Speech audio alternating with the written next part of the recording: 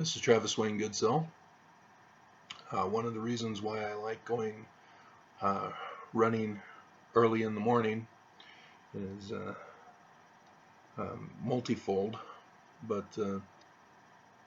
it has to do with also being able to see the the meteors that go passing through our skies, and occasionally I'll see a star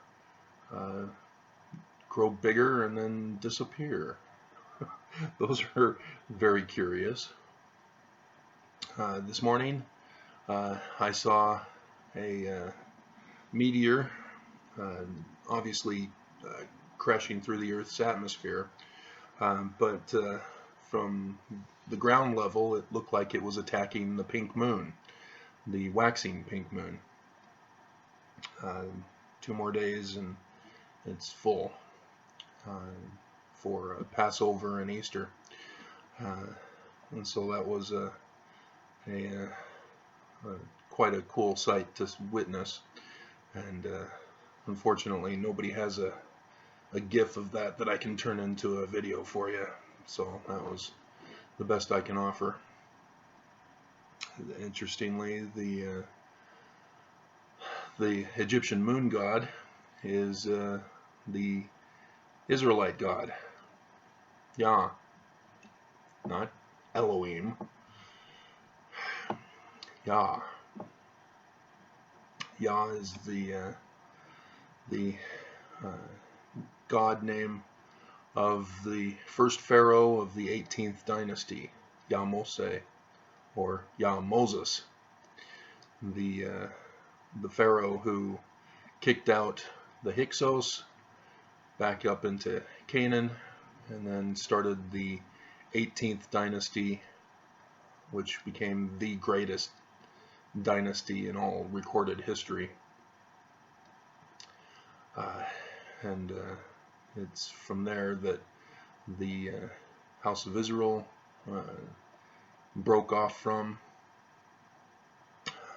part of them going up into Greece and calling their Yah god Zeus, and the other continuing to call him Yah.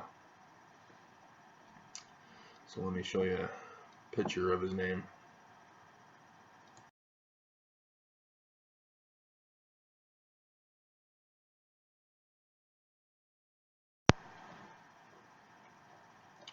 And of course, the 18th dynasty became known as the David Moses dynasty, of the David Moses pharaohs.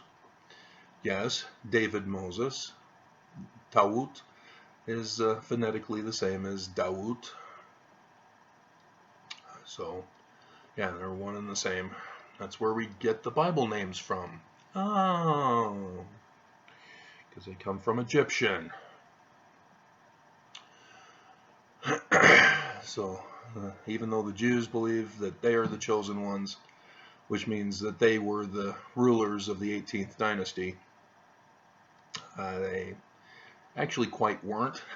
If you remember, King David was the king of all of Israel, not the break-off king of the Jews, though the Jewish author claims that David was from Judah, the tribe of Judah. There's not quite the connection to justify that yet, Jews, so sorry. Nevertheless, no need to argue over that. Here, the land of the House of Israel is not Canaan, it's all of Egypt. So that one little passage that you interpret as a wadi rather than as it's supposed to be intended, the River Nile, you shouldn't limit yourselves. King David ruled all of Egypt, which included Canaan. The Canaanite kingdoms were tributaries to Egypt. So Jerusalem was never its own independent kingdom, and never reached the glory as the biblical account leads you to believe it is. It was always a tributary.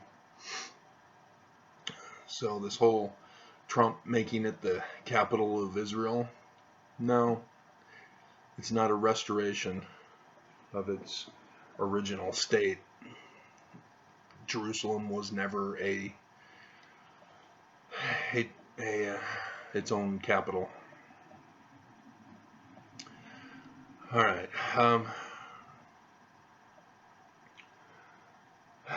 That's right. The LDS Church and the Illuminati plot. That's the title I gave the Illuminati Church. I've already done the videos to show you how Brigham Young was the intended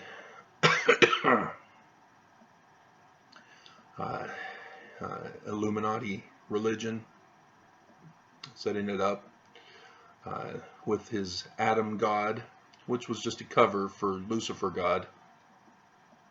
Because if you Mormons remember, if Adam is the god of this earth, who is the god of the earth in the temple text? Lucifer. And so,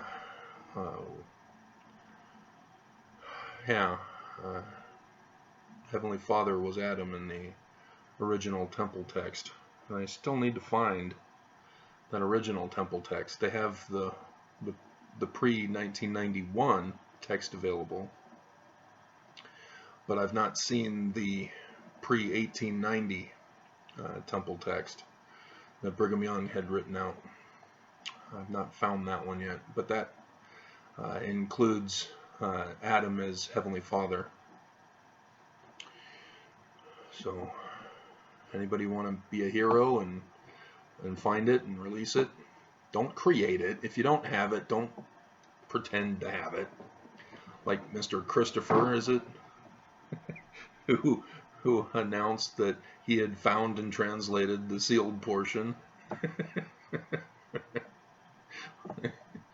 You know, he could have just done it like the one lady did for the Book of Layman.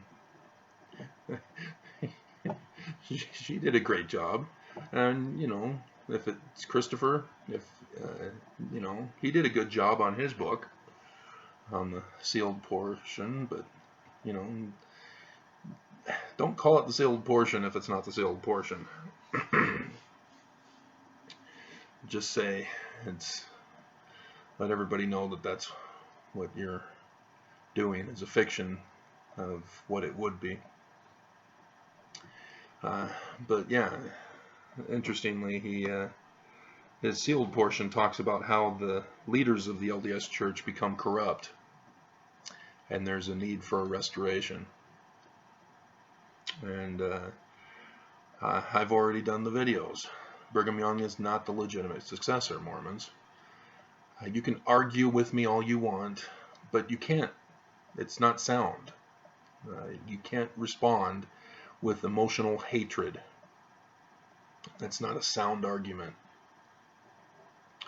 And it just makes you look dumb when you do an emotional response as your argument.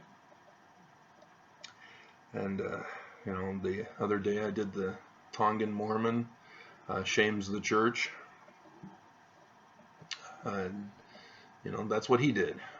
He responded with emotions, and he did it in the worst, humiliating, unsound manner, in which he testified that the church was true and that I'm a liar because it's true. He didn't prove the church was true, he just said it. Just saying something does not make it true. That's not sound. And you can say that you've had feelings and emotions that the church is true, but that's not truth. Those are feelings and emotions. They're not truth.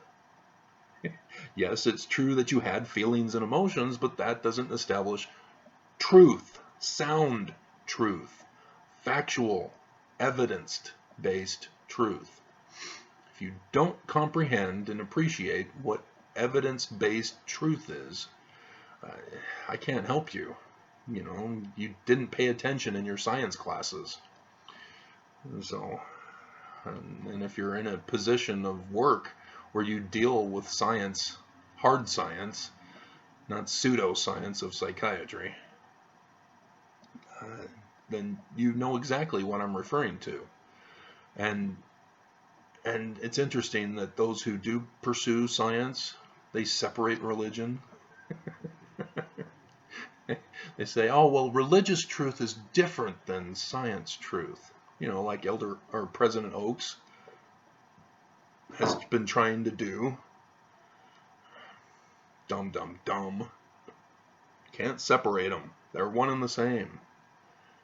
And if the religion cannot produce the science truth, it's not a true religion. It's that simple. It's not complicated. And I went through the whole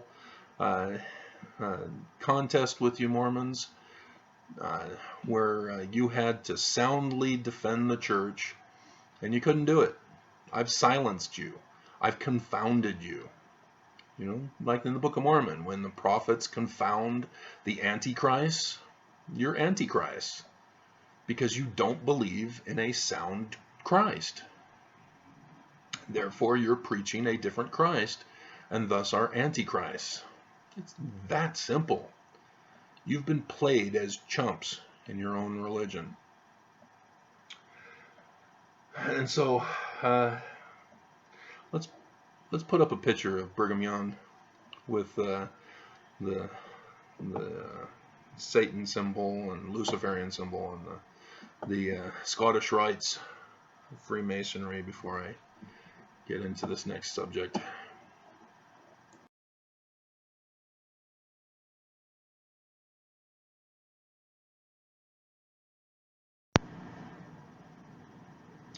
Alrighty, so that's the Brighamite Masonic Lodge. I wanted to, with the moon, you know how it waxes and wanes, because of the waning into the new moon, where it disappears. It's as if the moon, when we see it waxing, it's rising from the west. Each morning it's higher and higher from the west, as if it's traveling eastward, which is not really the case. It's going westward, but the way of the rotation of the earth revolving around the sun causes the moon to appear to rise from the dead.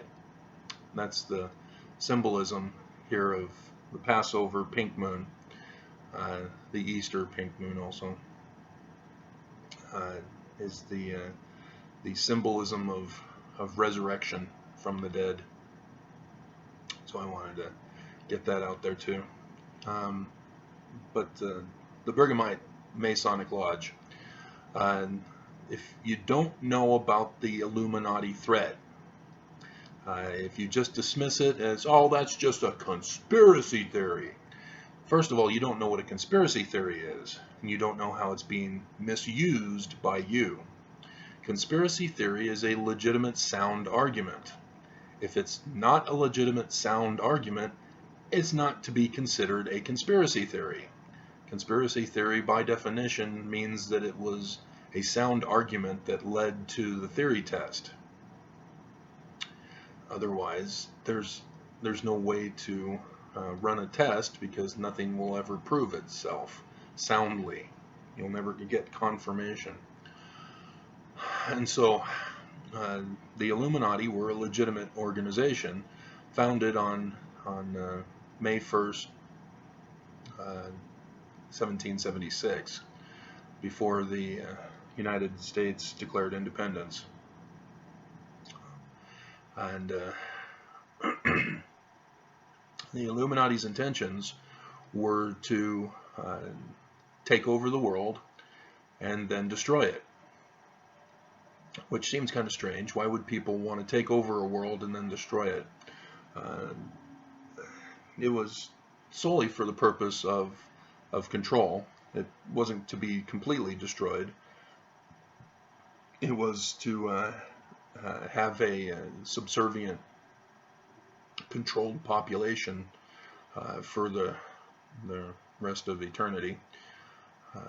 But the idea was to take over nations one by one, installing central banks to control them, because that's how you controlled a nation, was by collapsing it and then buying up the bonds or whatever for the nation, and then the central bank then controls the government, dictates how things are to be bought and sold and whatever.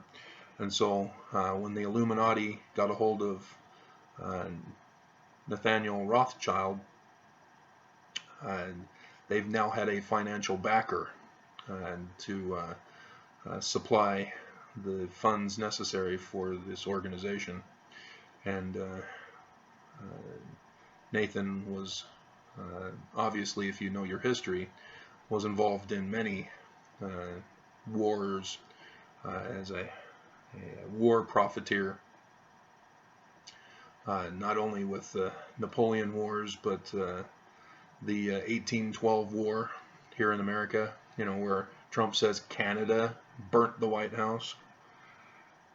Dumbass. And so the Illuminati was a serious threat to the United States. And there were constant battles over having a central bank in the United States. And that's where I talk about William Morgan, who's of the York rights, not the Scottish rights. He had found out that the Illuminati was planning to take over the United States by infiltrating the Scottish rights here in America, and using that organization to recruit new people and to place those members in the government of the United States, so that they can keep the central bank in place here in America. And they succeeded. And unfortunately, the warning voice, William Morgan, was silenced. He was falsely arrested and had to be secreted out of the United States,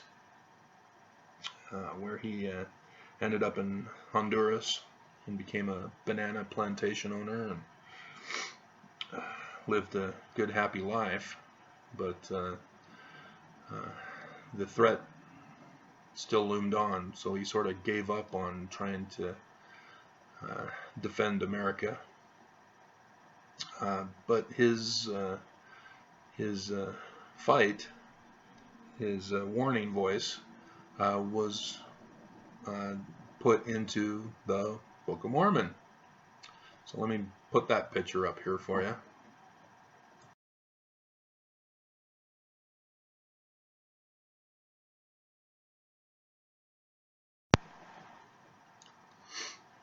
So as you can see, if you've ever read William Morgan's accredited book, he was gone. He didn't finish the book.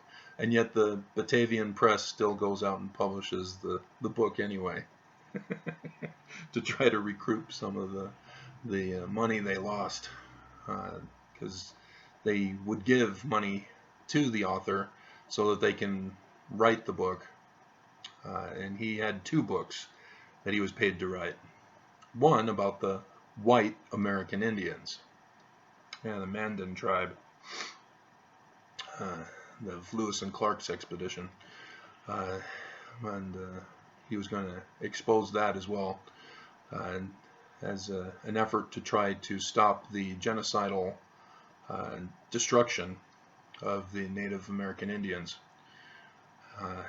similar to the genocidal destruction of the Yemenis now going on, that Trump has now made himself an official participant in destroying the Yemenis people, not only selling the weapons to Saudi Arabia, who are attacking the people of Yemen, but vetoing a bill last night that Congress had agreed to stop funding the Saudi Arabian war against Yemen.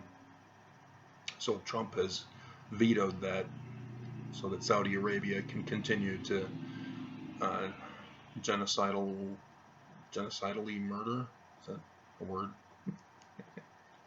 I guess it is, if I can utilize the proper endings.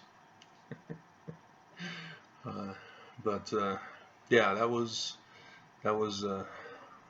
William Morgan's 2 books about the Scottish Rites infiltration to infiltrate America and then destroy it after it gets developed and expands westward. But also about the white Indian tribe, showing that the Native American Indians are not subhumans, that they are white, like the white people, the Gentiles. And so thus the Book of Mormon then comes out when William Morgan disappears. And the Book of Mormon just happens to coincide with the 2 topics, the 2 books that William Morgan was working on. Native Americans being white, and the Gadianton robber threat to the Nephites, with the Illuminati threat through the Scottish Rites Freemasonry. And then, of course, that was stopped. Joseph Smith was murdered. And I've already done the video indicating that Brigham Young was the one who murdered him, gave the orders. He had been working with the Warsaw Lodge. It was Brigham Young who had convinced Joseph Smith to start a Nauvoo Lodge, but Joseph Smith wasn't following the Scottish Rites, because Joseph Smith came from the York Rites through his family. Joseph Smith Sr., his father, and Hiram Smith, his brother, they were both York Rites. But Brigham Young and the Kimballs were of the Scottish Rites. And Joseph Smith, through the Warsaw Lodge, which was a York Rites, established the Nauvoo York Rites Lodge. And that's where everybody stops, and then very few know that you need to go back to the beginnings. And but that's when Joseph Smith finally became a Mason. He was just a attending member previously. He says so. I attended their meetings as often as I could. He wasn't talking about the Christian religions. He was talking about the Freemason meetings. He sort of fooled you on that purposely, because the 1826 William Morgan incident resulted in the 1827 anti-Masonic movement. And yes, that has a play in the making of the Book of Mormon. You know, the 116 pages that I've talked about in my other videos. And so, yeah, you couldn't go around saying, I'm Freemason, because if you did that,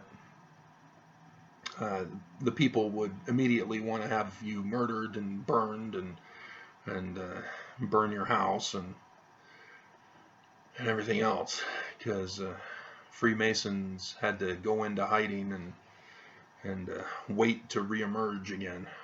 And so in the 1840s, you have the York Rites But they don't call their lodge a temple. They now call them cultural halls. Yes, Mormons, cultural halls. Not a coincidence that your chapels are adjoining the cultural hall. Not a coincidence. They were purposely designed after that manner. And so, yes, your churches are literally temples. And so that's why, if you didn't know, I had approached Bishop Hammond, the one who told me not to bother coming to church if I was going to say that the Book of Mormon was the official doctrine of the church. If you haven't seen those videos, and you don't understand why I'm critical of the Mormon church. So, gotta do your research on my videos, guys. There's just too much to cover in just one video. And for me to summarize all the information in one video, you'll say, liar, liar, no! I have to explain. And thus I have to take the time to go over everything. And I can't do that in one video. That doesn't hold your attention past 5 minutes. And so you have to watch all my stuff.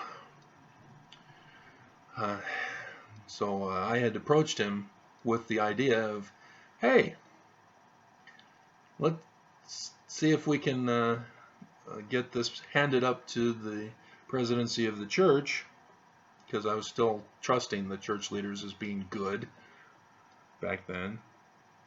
And he said, no. Only the leaders of the church can receive revelation. You can't have any good ideas for the church. So, yeah, I started to realize this guy is a little bit too extremist. Something's not right. But again, it was him. Yeah. And so, yeah, I already had a design worked out to turn all the church buildings into temples, so that there's no need to build $40 million temples. We just need to renovate each one of the churches into temples. And that would be a lot less money. A lot less money. Dare I say, well, if you had to buy white furniture, if you couldn't allow colored furniture, then it would cost you a little bit more. But $100,000 maybe, if you were to really go all out and nice. But you'd have to make sure that you're giving to the people. You can't just build nice buildings and neglect the poor and the needy. Nevertheless, it would have been a quick, easy changeover that could be done instantly. You don't have to wait, because you already have the baptismal fonts in the stake centers, and so those buildings, you could instantly do the full temple transformation. But anyway, yeah. And so Joseph Smith was murdered, and Brigham Young was a part of that. And Brigham Young disobeyed, yet again, the Doctrine and Covenants. He disobeyed the Doctrine and Covenants in regards to going on your mission 2 by 2.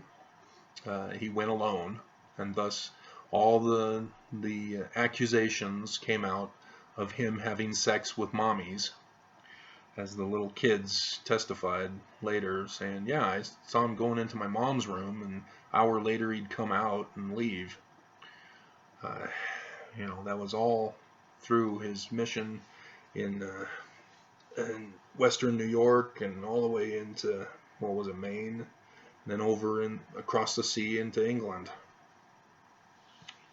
Again, the same pattern of behavior that people were testifying over and over again. He would be going into married women's homes and then coming out an hour later, over and over. The guy was a horn dog, a beast, a sexy beast. Wasn't that a movie? Or was that name of a guy? No, I think it was the name of a movie. Yeah. I mean, he was a horrible human being. I mean, you just don't do that. That's not just immoral, but that's just wrong. But yeah, that resulted in him starting polygamy in 1853. And then everybody said, oh yeah, Joseph Smith too. That's why he's doing it, is because Joseph Smith was actually the one who started it in secret. And I did that video also.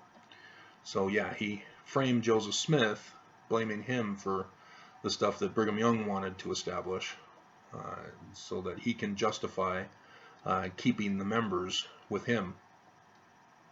And so yeah, he brought his word of wisdom violations across the valley, or into this valley, and the stolen moneymaker to make the Deseret coins, and print press for the bills, and yeah, just a horrible, evil person. But then we get to his wanting to build a temple after his Freemasonic Scottish Rites order, but he couldn't do it as the Scottish Rites because of the anti-Masonic movement. So he had to do it in coded messaging, rather than coming out right and saying, no, yeah, we're Scottish Rites now instead of the York Rites. And that's where he did the Adam God thing, in the same talk that he talked about polygamy, by the way. And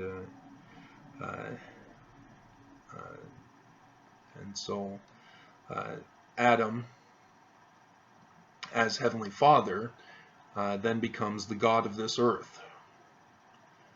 But if you remember, Lucifer says, I am the God of this earth.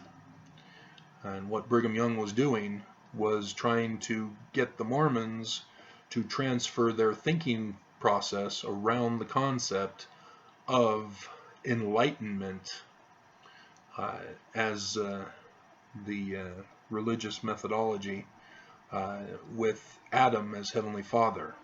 And then once you can get Mormons to believe in Adam being Heavenly Father, you eventually help them realize, hey, this is Luciferianism, Lucifer meaning light bearer, Luciferianism being enlightenment,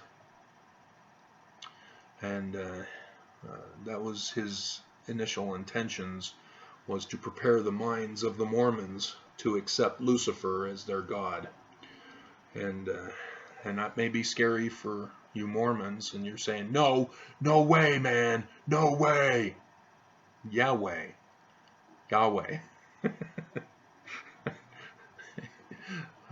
But sorry, that's what the Illuminati plan was. Albert Pike illustrated that concept. He had written the current Illuminati leader in the mid 1800s, during Brigham Young's time, and had indicated his plans for the takeover of the world, that being of 3 world wars. And the first 2 have already happened, and the third, sorta, it's not following the exact pattern as the first 2 were, mostly because people were catching on and making the connections.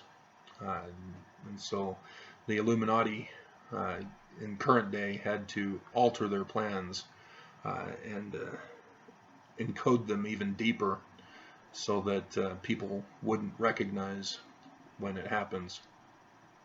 So let me put up William Pike's quote regarding this, and I'll read it from the picture.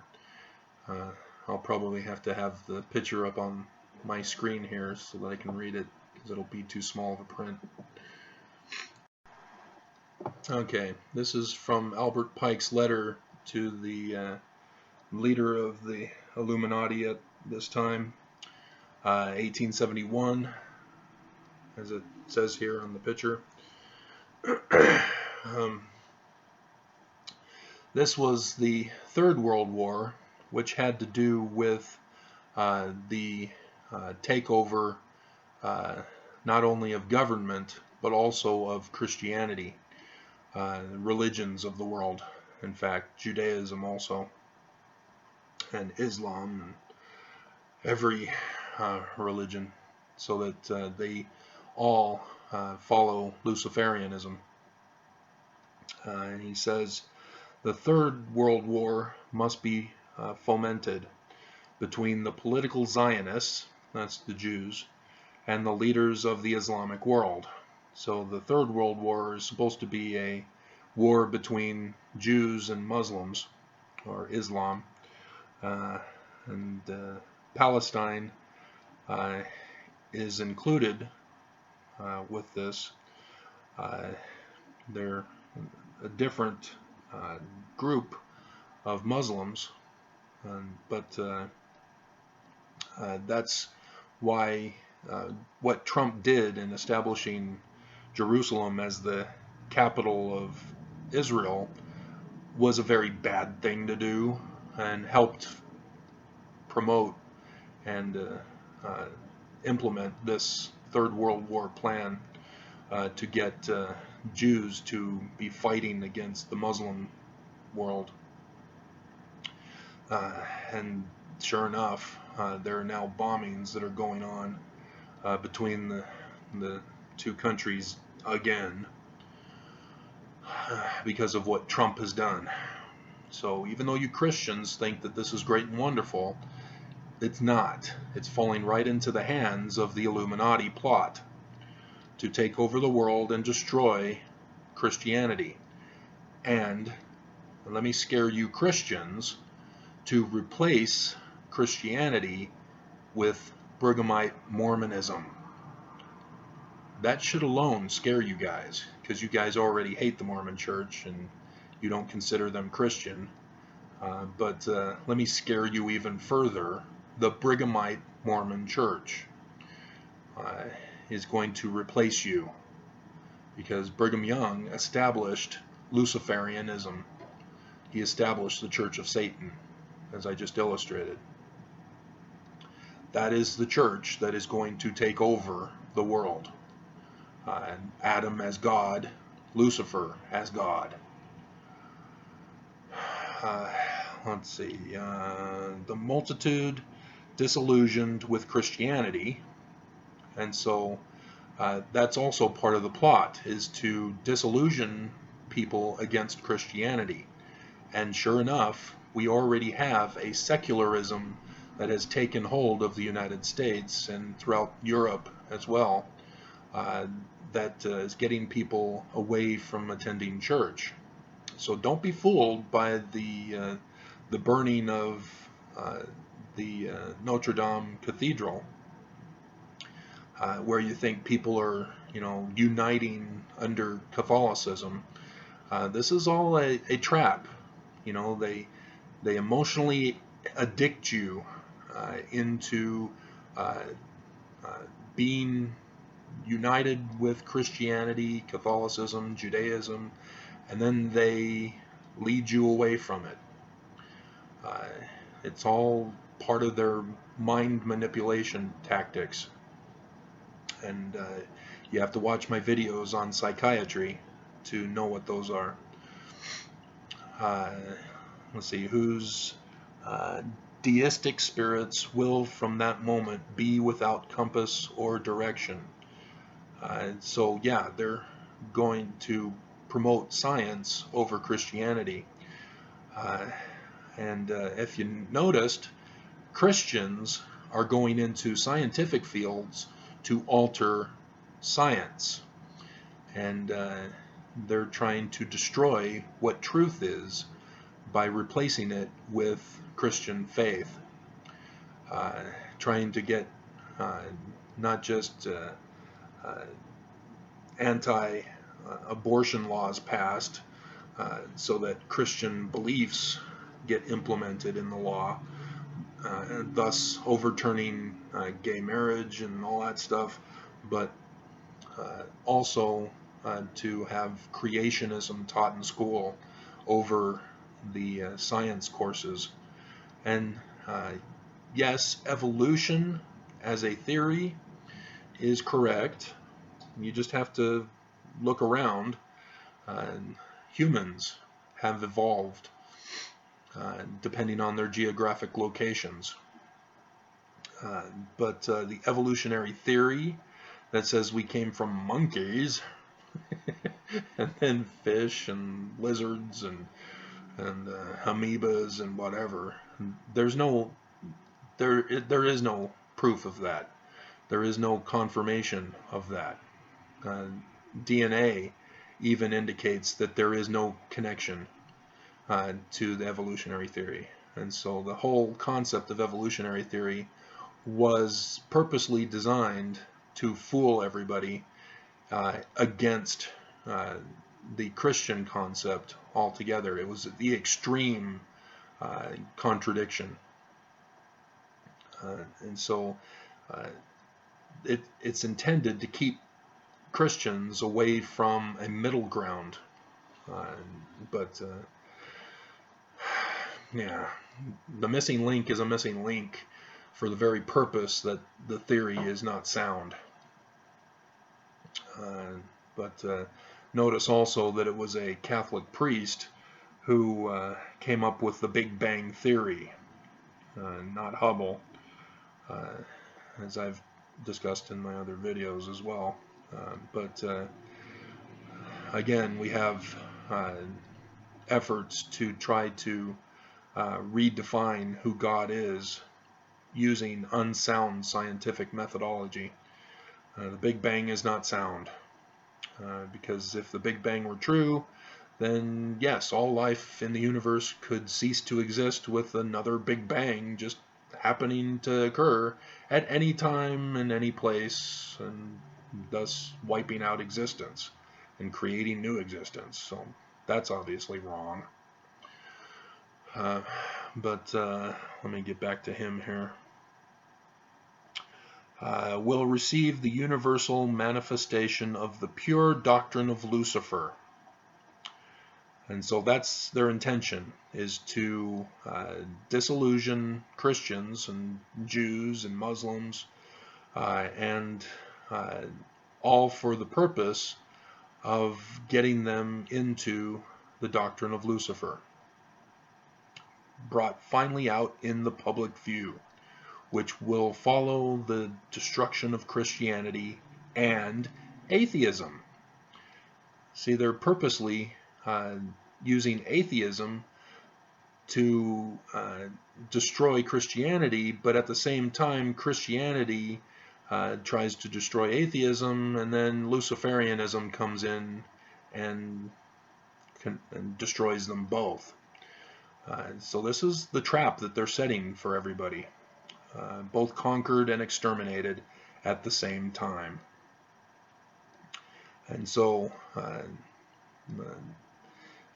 this is the whole the emotional manipulation that they do.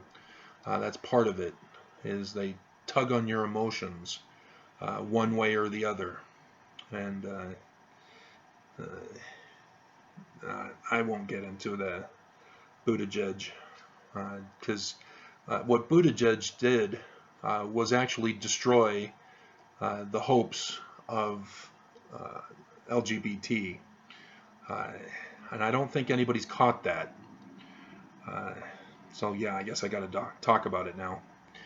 He's gone on and said that there is no DNA malfunction that can be removed from his DNA. There is no malady like a cancer or a tumor or a growth of any kind that can just be surgically removed and he can no longer be gay. And so what Buttigieg then said was that his God made him gay. That was his fallback, because there is no scientific evidence for gayness. That's what he said. There was nothing that could be removed from him. And so he therefore concluded his God made him gay. And in saying that, he just destroyed the whole movement of the LGBT community. And I don't know if you guys realize that. Apparently not, because I'm not hearing it from the left-wing media, who's all about diversity. And yes, our government is pit against each other in the dichotomous battle to destroy the whole institution of government itself. That's also part of the Illuminati plot, to use dichotomous governments, party systems, to battle against each other and bring each other down, just like this Christianity versus atheism, Islam versus Jew, those dualistic battles to conquer and exterminate at the same time. But Buttigieg, he left it open for people to say, well, I believe I am, therefore I am, kind of truth. And Trump is already doing that same exact thing. Truth isn't true, reality isn't real, it's whatever you want to believe. That's Trump's method for getting everybody to do what he wants and believe how he wants. And Buttigieg fell right into that trap. Or, if he knows what he's doing, he's promoting it. And so, yeah, I'm not too happy with Buttigieg for what he's doing, because he's destroying Christianity. If you caught Pence's counter argument, he's saying that Buttigieg does not represent Pence's Christianity. And so it's a battle of gods between the two of them. But that's the whole Illuminati plot, is to get people to fight against each other and thus conquer and exterminate both at the same time. And the religion that Brigham Young established with Lucifer as what he called the Adam Heavenly Father God was to be the religion that Albert Pike referred to here, the pure doctrine of Lucifer. And so you wouldn't necessarily have, for the masses, Lucifer being called as God. All you'd need is the doctrine of Lucifer, and you just call it the doctrine of Jesus Christ, or the doctrine of God, generally. And people would then say, oh, okay, yeah, all right, we agree with that doctrine. And yet people don't realize they've been fooled. And so the Mormons already have what the doctrine of Lucifer is. And it's not what Brigham Young promoted in the, Selections of the Book of Moses, chapter 4, verses 1 to 4. It outlines Lucifer's doctrine. Lucifer's doctrine is not wrath and vengeance and murder and to get gain and all that stuff. No, the doctrine of Lucifer is to save everyone by forced compliance. And if you notice, that's exactly what the current church is doing. They no longer consider Adam as Heavenly Father. They've denounced that. But what the LDS Church is now doing is embracing Luciferian doctrine. And that's what I've been trying to warn Mormons about. And Mormons are in denial and in an outrage and cannot soundly defend the church, and instead promote Lucifer's doctrines as their argument to defend the church. And they don't see it. And that's why I was promoting the Book of Mormon back when I was, because I was already recognizing doctrinal errors in the Mormons. And so when you have Mormons, the leaders of the church, trying to force compliance on those who are not members of the church. It's bad enough that they're forcing it on members, but then to go out into the community and say, hey, no, we do not allow gay marriage, so you cannot have gay marriage laws. And we're personally involved in the California proposition and the Colorado Baker case, and trying to get laws passed through their minions in Congress. And this is all part of Luciferian doctrine, is to force people into one religious morality that they define as good, and that everybody must therefore comply, or you get punished. And if you know true Mormon doctrine from section 76, there are multiple rewards, glories in the afterlife. And it's not a matter of, oh, you were gay, therefore you go to this lower kingdom. It wasn't meant really as a lower kingdom. It was just a different place where you chose to live. If you want to live a certain lifestyle, there's a kingdom for that lifestyle. And that was the whole intention. The highest degree of the celestial kingdom are for those who want to populate the universe. And that's what the original intention of Mormonism was about, is that there isn't this dichotomous heaven and hell. It's that you've chosen a certain life to live for the rest of your life. God is merciful and great and wants to give it to you. He doesn't want to force you to be obedient. He doesn't want to force you to comply to certain doctrines, certain commandments. And that was the original intention of the Mormon Church under Joseph Smith. But then Brigham Young turned it right back to Luciferianism of forced compliance, forced commandments, obey or be punished. And even the death penalty was instituted by Brigham Young for not complying with his commandments, his orders. And I've already done those videos also. He was the one who said, women, you must obey your husband or you will be murdered. You must commit suicide. And so with this forced compliance doctrine of the church that still continues to this day, this is why Mormon women are the highest per capita of those on depression medications, and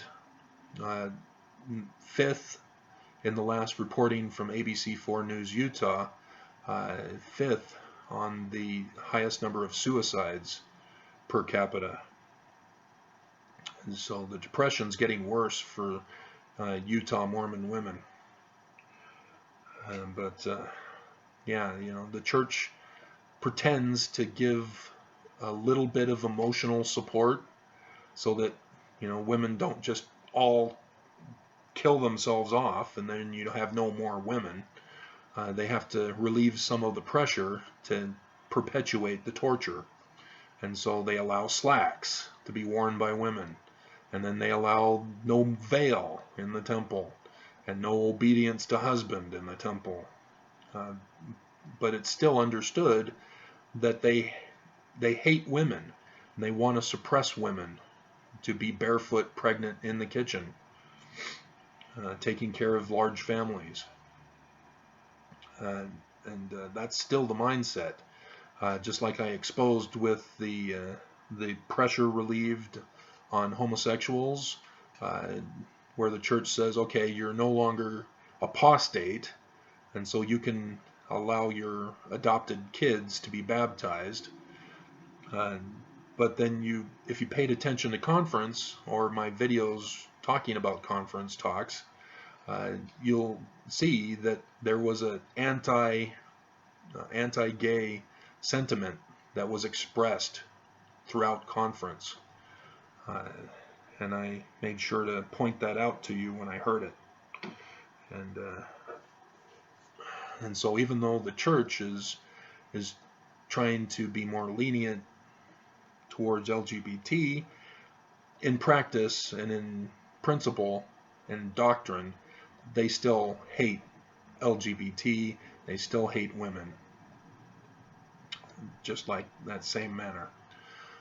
So this is the threat to the world. This is the Illuminati plot, and Brigham Young is the test case for this Illuminati plot. They had to go into hiding and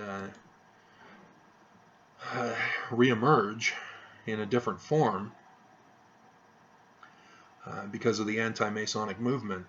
But the plans are still in place and in going forward. And that's what we're seeing under Trump. He's the government version. The government and religion were to be destroyed. And it's not just America, the United States, it's the whole world. And as you see, the whole world is being overrun and controlled now by fascist dictators, authoritarians, all led and directed under Putin of Russia.